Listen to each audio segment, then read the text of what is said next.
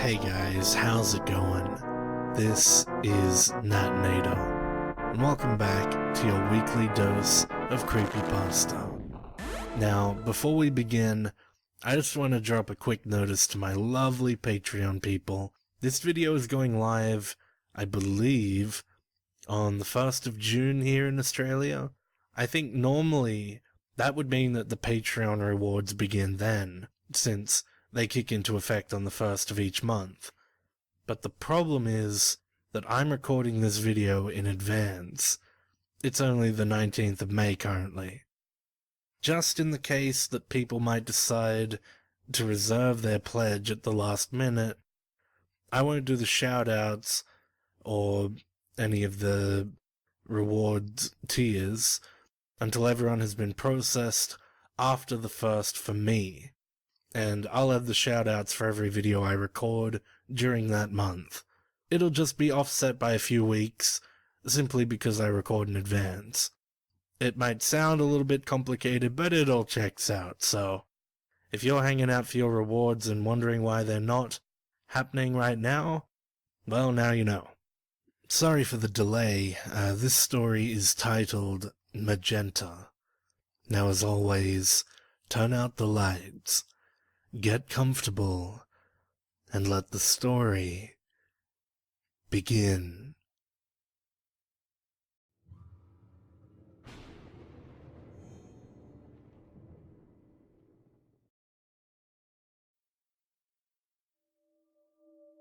The following entries were retrieved from an anonymous blog dedicated to helping people through the grieving process. August 2nd, 2004. My girlfriend died yesterday. I guess I'm writing here because nothing else has helped so far. I'm not sure this is gonna help either, but everyone keeps telling me that if you write down your problems, it can make things easier. August 3rd, 2004. I really appreciate the overwhelming responses to yesterday's post, and I'd like to tell you guys a bit more about her. Her name was Emily. Emily was authentic, funny, over the top, and perfect. She was a tree-hugging hippie who once backhanded me for not recycling a milk jug. Her lipstick was the strangest shade between red and purple that I've ever seen.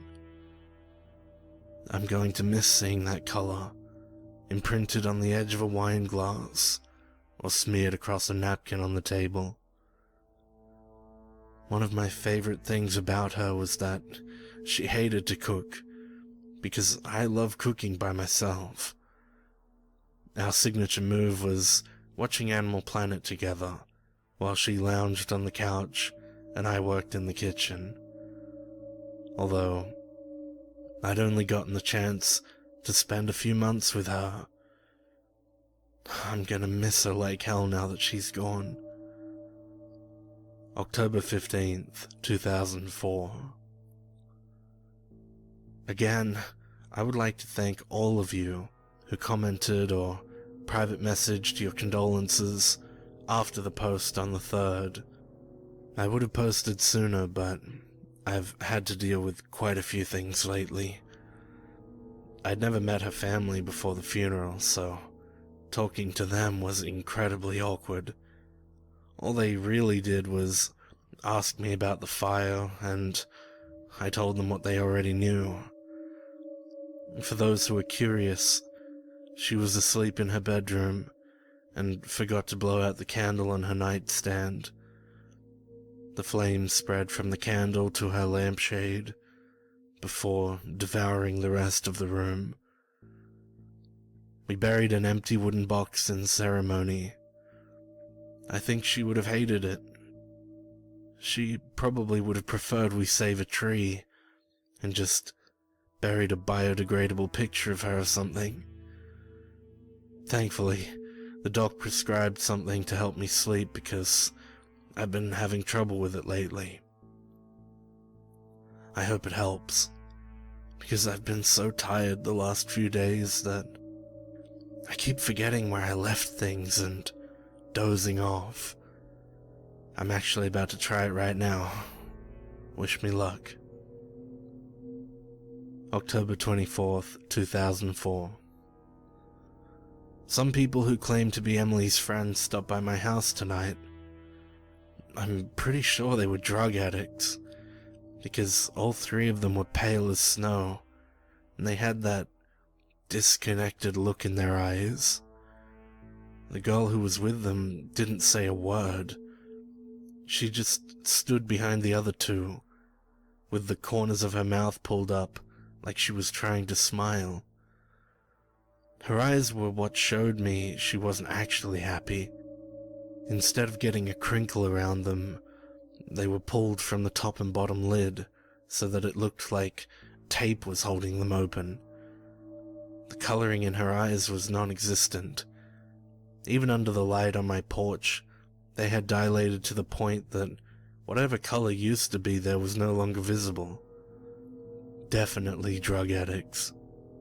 I had no idea what they wanted. When I asked them why they were here, they became distant and confused, like they were trying to remember. When the man on the left did remember, he spoke so softly I had to ask him to speak up several times before I could hear him.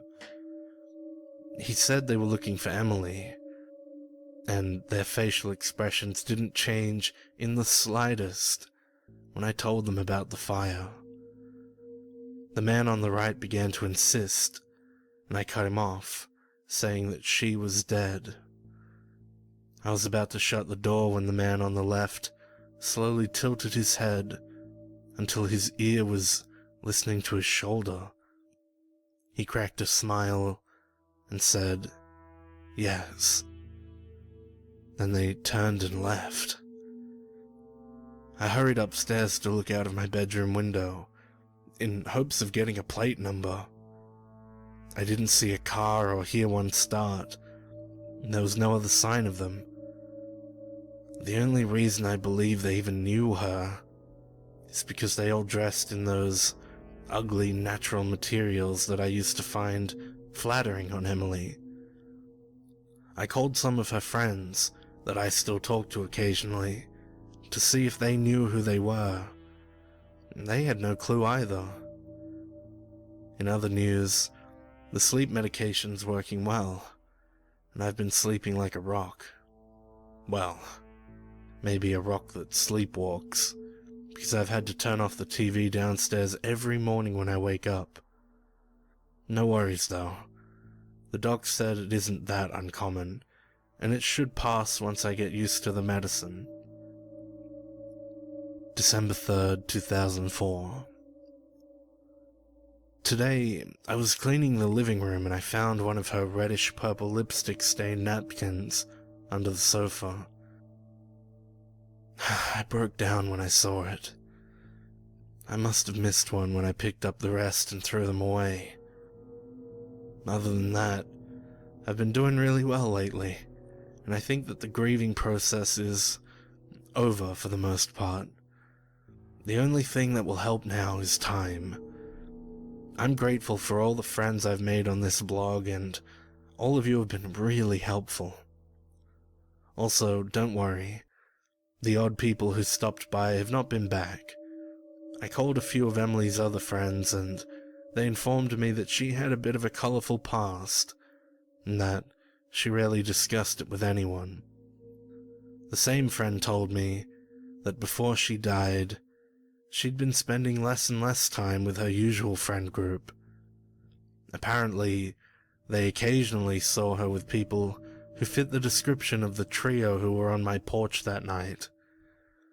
I hate to tarnish her memory by thinking of what kind of trouble she was getting into before she passed. December 16th, 2004. All of you will be pleased to hear that I've started to get out and meet new people again. I've been going to single events, and I even joined a couple of dating sites. I think I'll wait to mention Emily until the second or third date, see how they take it. I've already met a few girls who I have a lot in common with, and we'll see how it goes. February 5th, 2005. Well, I'm doing absolutely awful in the female department. I'm really trying to figure out what's going wrong. I'll meet someone and we'll have a great time, then I'll talk to her on and off for a week or so. After that, it's absolute radio silence from her end. No more calls or emails, like I disappeared from the face of the earth. I actually saw Lacey again, one of the girls who stopped talking to me after our second date. When I asked her what was going on, she folded her arms and got really anxious. She kept her sentences short, and her eyes were darting around the coffee shop like she suspected she'd be under attack any minute. She became so uncomfortable that it made me uncomfortable, and I dropped the subject and left. I'd understand if I told her about Emily, but I hadn't even brought it up yet. I suppose I expected too much from a dating site. April 29th, 2005. Well guys, I finally met a girl who didn't shun me after the first or second date.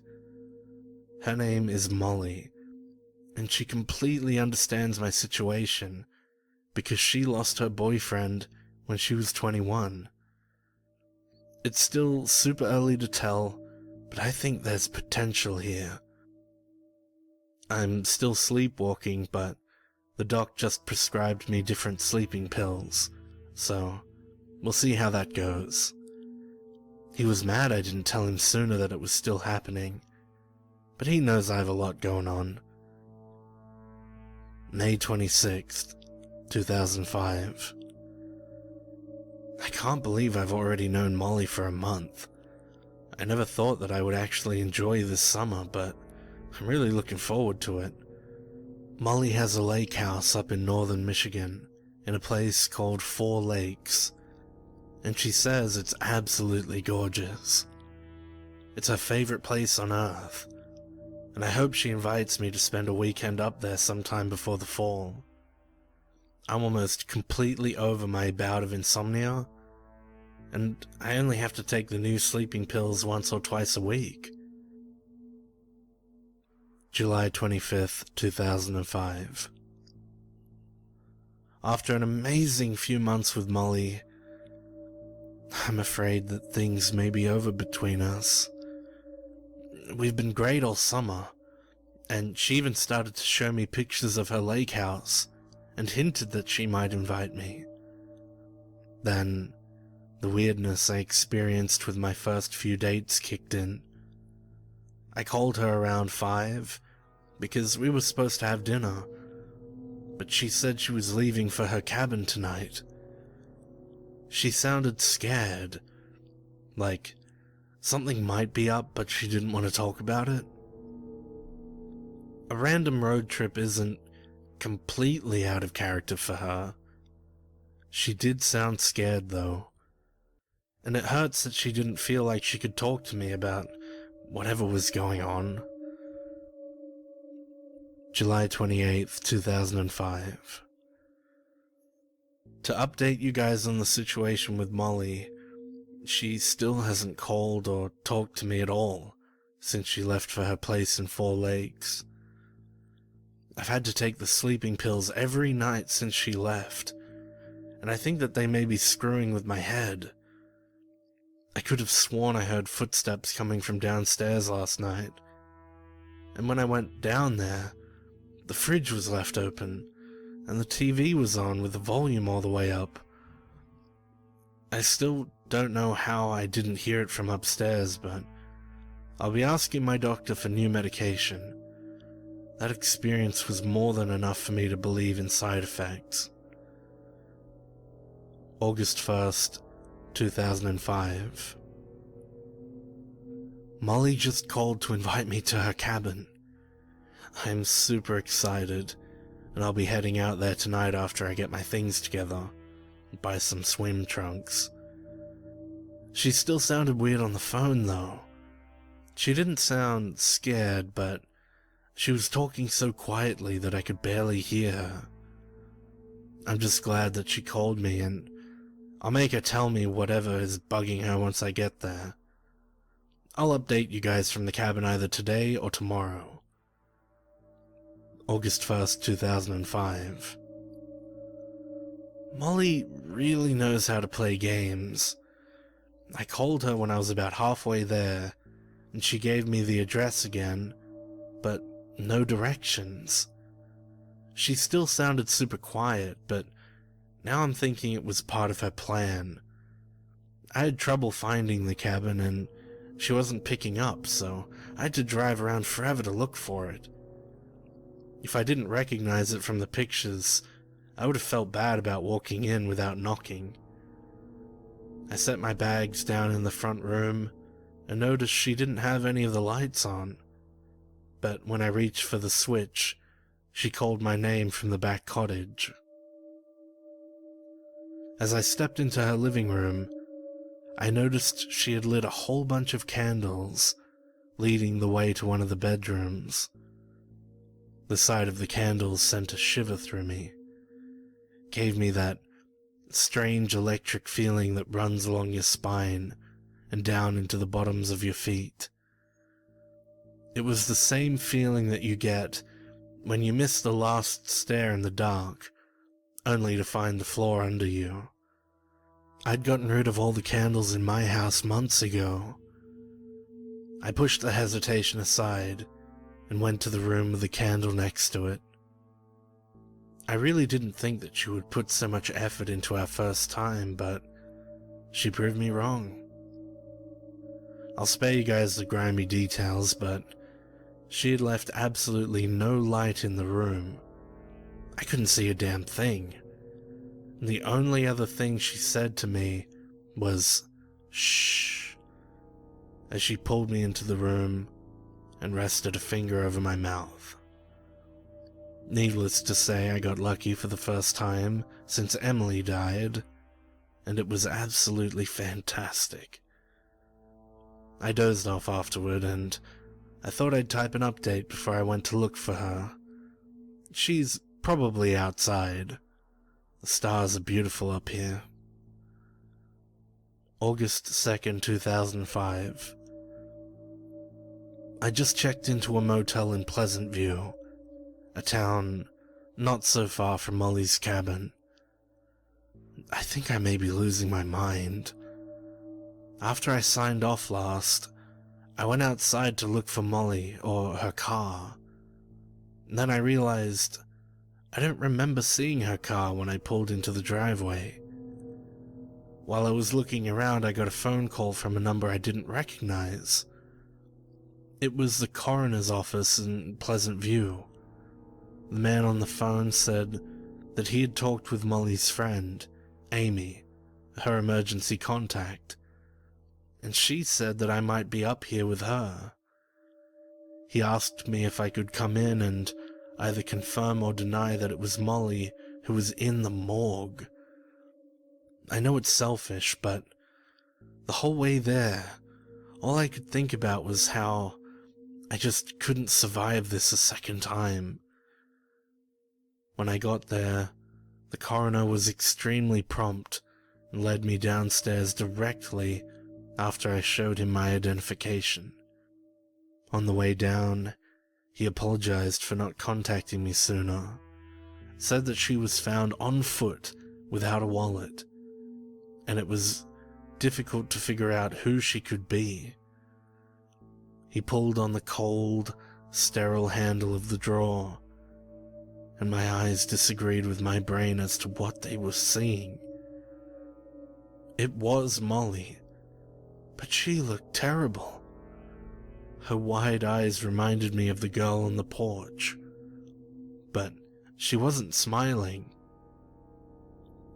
Her mouth was locked into what had once been a gut-wrenching scream. I could almost hear it somewhere under the quiet buzzing of the fluorescent lights. I nodded to the coroner when he tilted his head to ask me if it was Molly. don't understand, I said. We actually aren't sure what did it either.